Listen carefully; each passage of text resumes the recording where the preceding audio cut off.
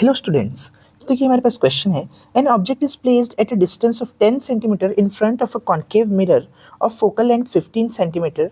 Use mirror formula to determine the position of the image formed by this mirror. तो देखिए concave mirror दिया हुआ है, चलिए कॉन्केव मिरर बना लेता हूँ मैं, उसके साथ साथ ही क्वेश्चन समझते हैं ड्रॉ करते हुए।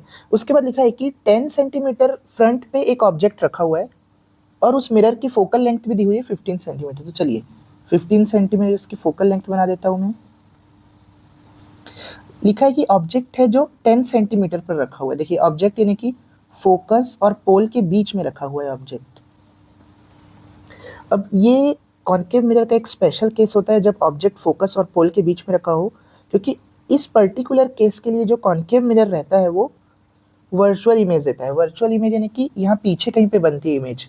देखिए अगर मैं इसका रे डायग्राम आपको बना के दिखाऊं, अगर कोई रे पोल पर टकरा रही है तो जिस एंगल से टकराती है उसी एंगल से रिफ्लेक्ट हो जाती है।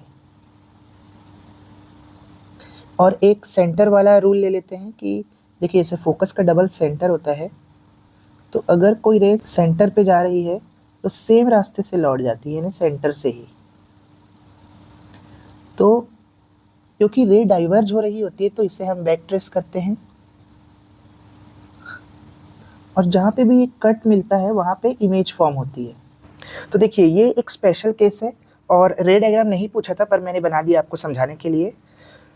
तो इसका मतलब इतना तो पक्का है कि v पॉजिटिव में आएगा, क्योंकि देखिए इमेज जो है वो पॉजिटिव साइड बनी है। ये अगर माइनस एक्स एक्सिस है और ये प्लस एक्सिस है तो इमेज प्लस साइड बनी है, तो इमेज पॉजिटिव में आने वाली है, ये हमें पता चल चुका है। तो चलिए अब कैलकुलेट कर लेते हैं मिरर फॉर्मूला लगा के।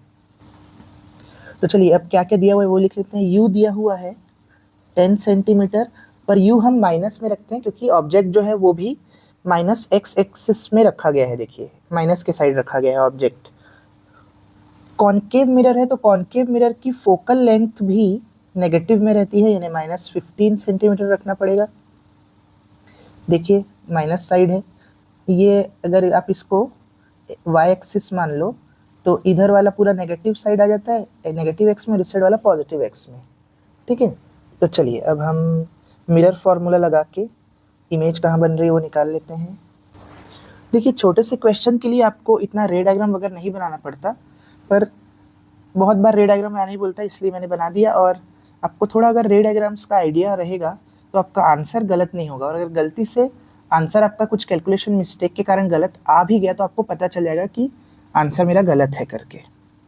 तो इसलिए रे डायग्राम की जानकारी ज़रूरी है। तो मिरर फॉर्मूला होता है 1/f is equal to 1/v plus 1/u। तो चलिए जो जो दिया हुआ है उस वैल्यू को मैं रख देता हूँ। तो 1/f की जगह -15 इक्वल टू 1/v निकालना है हमें, v प्लस 1/u, u की जगह -10।